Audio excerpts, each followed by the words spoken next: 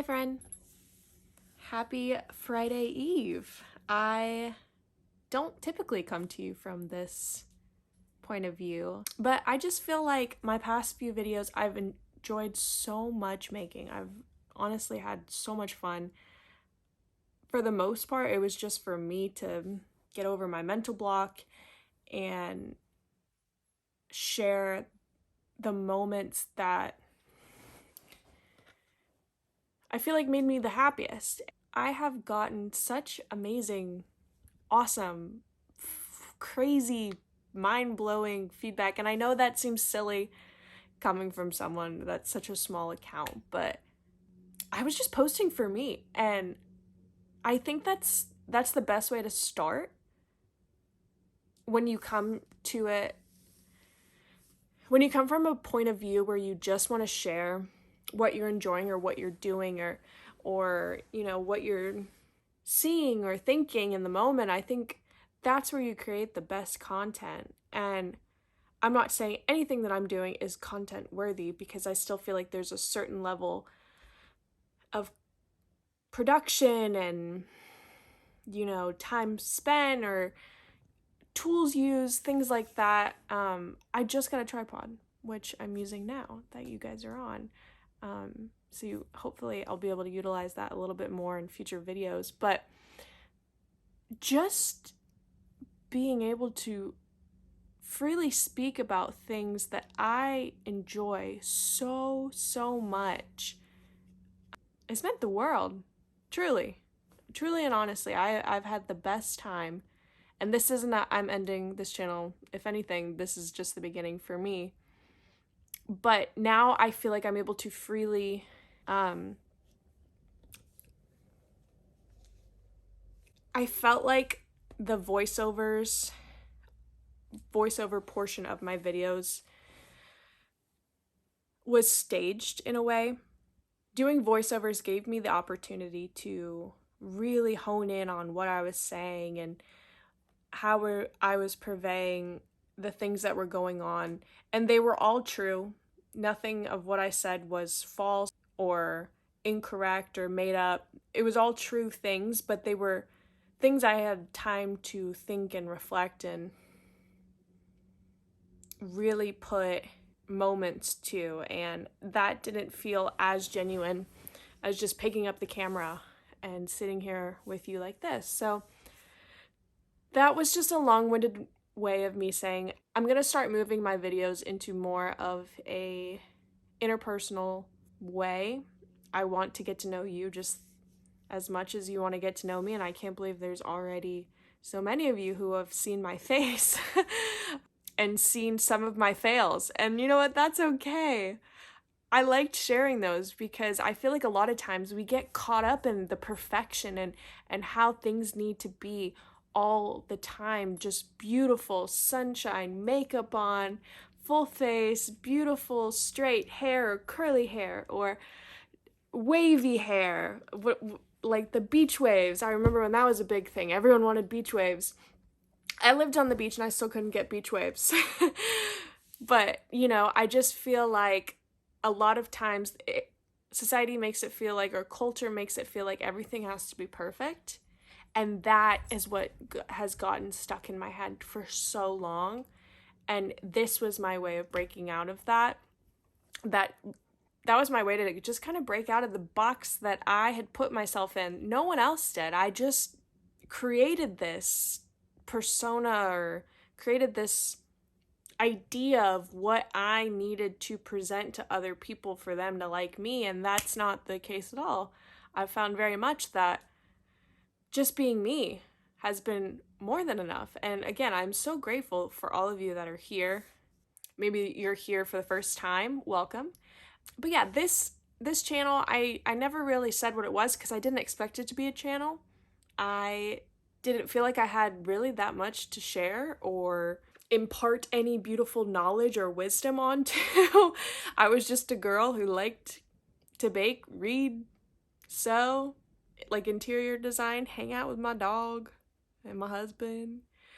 It was just a typical, I didn't think there was anything worth watching, but you all have shown me that I have value.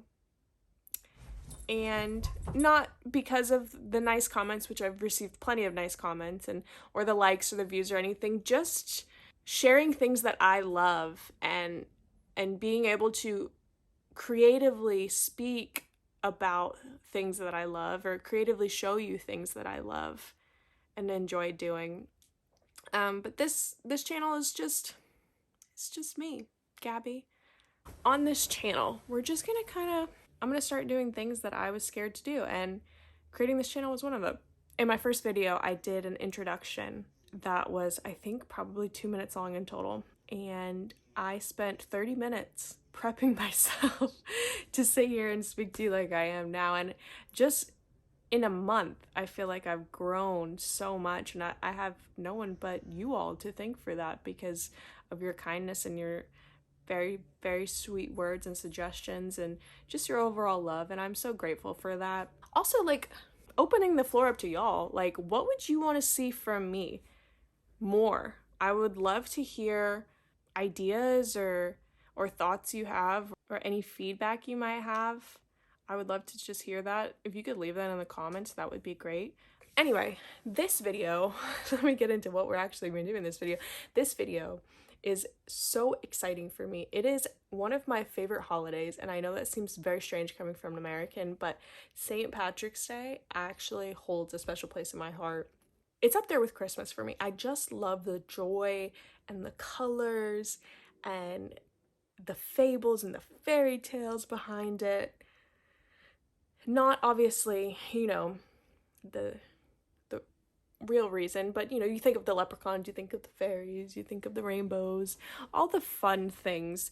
And this week I did some really fun kind of trail bloom hunts, and it felt like I was in Ireland just a little bit, but that's not the point. So in this video, St. Patrick's Day, we're talking banners, or we're talking garden flags, because I don't have a garden, but I do have enough yard to put a garden flag in, and you best believe every single holiday I'm going to put something super cute in there. So we're going to make a garden flag, and then we're also going to make some napkins, because I want to actually have meals at my dinner table, but there's nothing. We have no plates, we have no placemats, we have no cutlery designated for this table specifically, so I want to make a tablescape. So bump that. We're doing napkins, and we're also doing a tablescape. We're going to start decorating.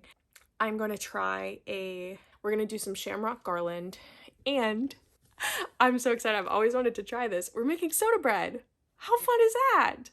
I found a recipe from Paul Hollywood, and I really hope it goes well, because the last time I used a recipe from Paul Hollywood, I didn't feed my sourdough for multiple days, and it got a hooch in it because I didn't understand what it was saying. This video is going to be jam-packed with St. Patrick's Day stuff, and I am so excited, and I hope you are excited. And just find the little joys in getting to add more green. We're getting to the point where things are starting to bloom, things are starting to get a little bit greener, and there's leaves starting to come back on the trees. It's just a whole season of growth, and I think that's what really spurs it for me, is once it hits St. Patrick's Day, we're starting to add the greens in, and then green, and then more green, and more green, and more green, and then we're seeing the sun longer. It's just such a fun, awesome time. Also, I'm so sorry for the last clip. I'm sitting on the bed that I just moved in front of the window, and it is nearly golden hour, and I just couldn't wait to sit in front of it and enjoy golden hour for the first time on this bed. So there's a little bit of shadowing going on. So if that really bothered you, I'm so sorry. We're going to work on lighting. We haven't had to worry about lighting before this. So this is something new, something I get to learn, and I'm very excited about it. But okay, on to the video now. We are moving into my favorite time, baking time. So as I mentioned, we are going to be making an Irish soda bread. First time doing this, little nervous, not really sure what to expect. Excited though, super, super stoked. This has been on my list for a while, and I'm just so excited that I'm finally able to mark it off my list. I am using Paul Hollywood's recipe. I think I mentioned that in the previous clip. But I hope that I followed it well enough, and that this is similar to something that you've baked before if you have a coveted recipe for Irish soda bread.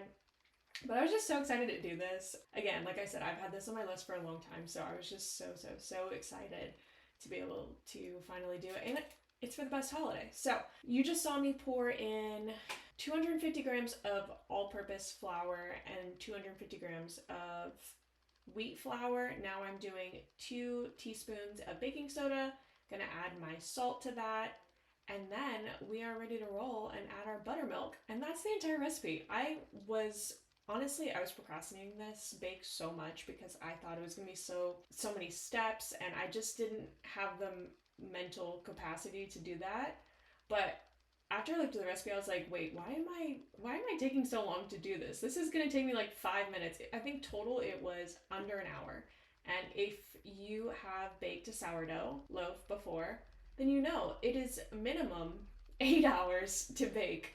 And that's just the proofing time. So this recipe was literally the fastest thing I've ever done in my life, and it was so fun to see it come together. Here I'm adding the 450 milliliters of buttermilk. And guys, I told you I got a tripod. Look at this angle. This is a different angle. I'm so excited. Now you can see the toaster that is in the way.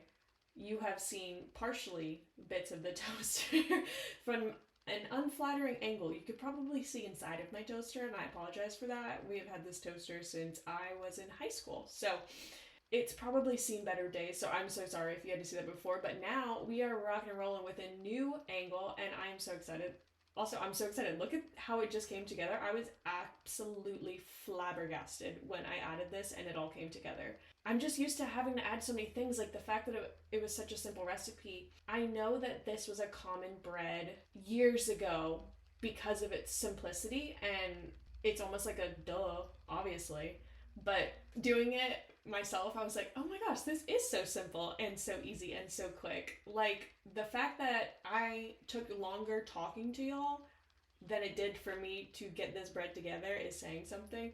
So now I'm just kneading it, and I love it so much. It's so cute and just perfect. This was the best thing to start my video of St. Patrick's Day on. As you can see, I put out my little tea towel with my shamrocks on it, and if I could keep that up year round, I actually would. I just love it so much. I think it's so cute. I think I got it from Marshall's, which is always the place that I go, but it was just so precious and I had to get it. I need like 50 more, I think, just to, fill every crevice of my home with. But here I'm adding it to a floured pan. My husband had used his pan, our baking sheet pan, earlier for bacon, so I wasn't really in the mood for bacon bread. So I used his pizza pan instead. And then I'm just adding the cute little cross on top and then popping that in the oven. Also, sorry, my oven's actually gross. I'm just now realizing from this clip, I probably should add clean oven to my spring cleaning list. I wish I got it on tape, but I actually was doing the thing that all bakers do in the Great British Baking Show. I was literally sitting by the oven just like staring at it, willing it to rise and get that really nice golden color. And I think it did get a fairly good golden color. As I was using Paul's, I feel really cool saying Paul instead of his full name. I feel like we're almost friends. Using Paul's recipe, he referenced white flour, and in America we don't have white flour, so I looked for the equivalent and said all-purpose flour. So maybe the difference in flour, or maybe in buttermilk, or just overall my baking time, it didn't make that nice like dark wheat color that you would associate with wheat bread, but I think it was still pretty good. It kind of tasted like Longhorn's bread, if you've ever had that, if you've ever been to Longhorn Steakhouse. It kind of was similar to that. It was really good. It was nice and spongy, I would say. That's the best way to describe that. It was very spongy. You could taste the whole wheat in it for sure. I didn't have a lot of it. As I said, I try to steer clear from gluten mainly. I didn't spend much time eating it, but it was so good. And I was really happy that I actually, did something that I wanted to do. Okay, so now I have an idea. I told you I have my Cricut membership for the last, oh gosh, what are we at, 30 days now? I don't even know. I think we're less than 30 days from this membership going out, and I really wanted to use it. I have been in the market for cute garden flags, and I just can't find any, honestly. Walmart, Amazon, Marshall's, TJ Maxx, Ross, they're not cute to me. They're all like screen printed and kind of ugly, and or they just say weird things, and I wasn't really a fan of that. So I was like, why don't I just make my own? So I did. I went to Dollar General. I got a 2-pack of these napkins, and then I cut it down with my rotary blade to an appropriate quote unquote garden size. Sewed up the top so I could, add it to the actual wire itself. And then literally took my Cricut, got some heat vinyl from Hobby Lobby, and then I just made my own. So as you saw, I had this idea of a proper like Irish flag. So I got this orange with it, but then I was like, wait, what's actually cuter than an Irish flag? A leprechaun, duh. So, no, not duh, but I just had this vision of this orange being a beard, a leprechaun's beard. I was thinking of, I don't actually know what I was thinking of when I thought of a leprechaun's beard, but I just saw it in my brain and I knew it had to be done. So here I am cutting out the orange vinyl for this beard, and then I also had some green, because as I said, I wasn't going to make the Irish flag, but I had this green, and I was like, wait, wouldn't it be cute if he had his little shoe or his little hat on top? So I looked, and they had this actual sticker already created, or this cut on vinyl. I don't actually know how the creators make it, but I am forever grateful that they do. But they had this already made, and I was like, this is perfect. So I was just sizing it up. I always make sure that I have the correct size before I start on any project, because far too many times I've wasted vinyl not taking the time to measure, just approximating what I thought the size was going to be, and then I was out double the amount of vinyl. And when I was doing my wedding invites or koozies, or literally 90% of my wedding, the vinyl was very important that I made sure I measured everything. So I have now made sure that I take the extra time to measure and make sure everything is the size that it needs to be. Okay, so now we are going to be cutting the top of the leprechaun's hat. If you're unfamiliar with Cricut, the way that I have processed it and made it work inside my brain is, if there are multiple colors, there needs to be multiple cuts. So if you have an entire design that you want in one color, great, cut it out together. Then you're done. You just have to weed it like I am right now, and you're good to go. But if you have multiple colors in a creation, you need to cut multiple pieces in those colors. So if you have a rainbow, you're not going to cut the entire rainbow using the red color. You need the red, you need the orange, you need the yellow. Does that make sense? So here I am. I have a little 4-leaf clover for the O in go, so I also cut that out while I was there. I was like, well, might as well. I just added that to the corner. And typically I would do black, but I was actually out of black from my last garden flag that I made. So I just had this gray left over from my wedding, and I thought it was cute. One thing to always make sure, I'm sure some of you know, or most of you know if you are regularly using Cricut, but one thing I found in my wedding series of creating things is that you need to make sure, if you're using heat to press onto a shirt, a hat, a koozie, a garden flag, make sure you have it on mirror. You need to mirror the image or the words that you're using, because this isn't the typical weeding that you normally do on a Cricut machine. This is weeding backwards. So typically when you're weeding, you pull the surrounding vinyl off and you are left with the letters. Then you would use transfer tape and then transfer the vinyl onto the item that you're specifically using. But this is backwards. It essentially comes with its own transfer tape, so you're pulling it backwards, and if you have it the normal way, it's gonna heat press on backwards. So just always keep that in mind. Pro tip, so you save yourself some time and money not using too much vinyl. Okay, so now here is the fail of the video. I feel like I have a fail every video, and that's okay. I am never doing this to claim perfection or claim that I've done something for years and years and years and I know exactly how to do it and I'm teaching you now. I'm just honestly living life, deciding what feels good in the moment and creating that. So here I thought, what would be cuter than a garden flag? Shamrock garland, that's for sure.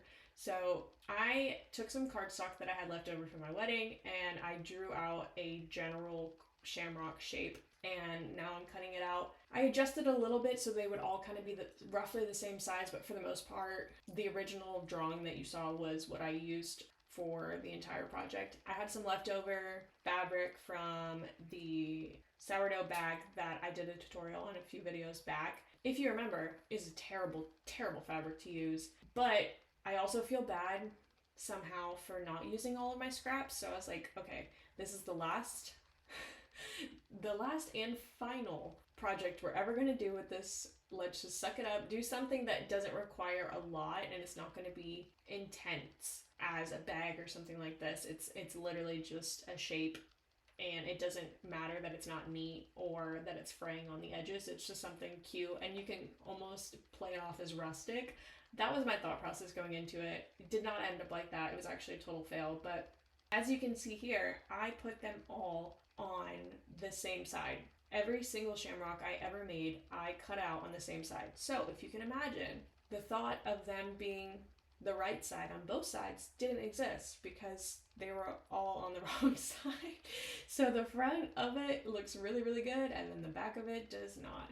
But here I am just sewing along. I left a hole, put some sand in it because I didn't have any rice, I didn't have any oats or anything. I just didn't want like bugs mainly, because I've heard, if you use rice or other things to fill, then bugs might come and exist. And if I was going to keep this for multiple years to come, I didn't want that. So I used leftover sand we had from our basketball hoop, and it fell out. So that was the last time we ever saw the shamrock garland. It took hours off my life. Maybe I'm just going to accrue it to that fabric. That fabric is just awful. I would not wish that upon my worst enemy. That fabric is just absolutely awful. But now we are moving into the napkins, and here's a semi-fail, not so much, more of a learning moment. I got a yard of fabric, which is the cutest fabric I've ever seen in my entire life. It is this really, you can't tell on camera, but it's almost like a lime green gingham print, and it is just so cute. I thought, this is perfect for St. Patrick's Day, but also like, let's keep it the entire spring season because it's just absolutely adorable, and I think you could play it up a lot. And if I still had my Cricut membership by the time Easter came around and I thought there was a need for it, I would get really creative and I'd like put little bunny, like how cute would it be to have like a little bunny with an Easter basket like in the corner and then just have it sitting on the table. Like, oh my gosh, I just think that would be the cutest thing ever. Anyway, so here I am. I'm making sure the fabric is straight and the right size that it needs to be. And then I'm cutting it in half because my board isn't long enough to actually do the full yard that I'm trying to cut. But I just folded it in half so I had two pieces, you can see there. And I cut them both to be 17 inches by 17 inches. And then here I am doing a 1/2 inch fold that I'm gonna iron. As you saw in my last video, I did a little bit of a deep clean, and I thought putting my ironing board in the corner was going to save my life and honestly make my life 10 times easier. But what I didn't account for was my smoke alarm being right above it, and as soon as I turned it on, it lit up like a Christmas tree. It scared my dog, poor girl, and I immediately opened up the windows and let the steam out. So that was the last time I put it in that corner. I'm now on the floor, as you can see, but you know what, that's fine. We're still making it work. I did a 1/2 inch fold over that I pressed so that I could make some mitered corners, and I followed the video that had the most views because I trust those, and the way that it was explained maybe just didn't make sense in my head. Here I am showing you what I'm doing, but please don't follow along because it's incorrect. I actually made 2 more with a different video and I got better results, but they're just so uneven. So tonight when I go to sewing class, I'm just gonna have her show me what exactly I'm meant to do because I need constant reassurance that I'm on the right track. Otherwise, I just go on my own accord, and this is exactly what happens. As you saw, I sewed along all 4 corners and then I clipped the corners, and that was my worst mistake that I made because I clipped them way too close and they just didn't sit right. But here I am pressing the fold over so then I can do the top stitch or the final stitch on it. And you know what, like, if you're not looking at it too closely, it's still a napkin. It's still cute. I still am gonna use it. it's just not the beautiful mitered corner video that I was promised, you know? But that's okay.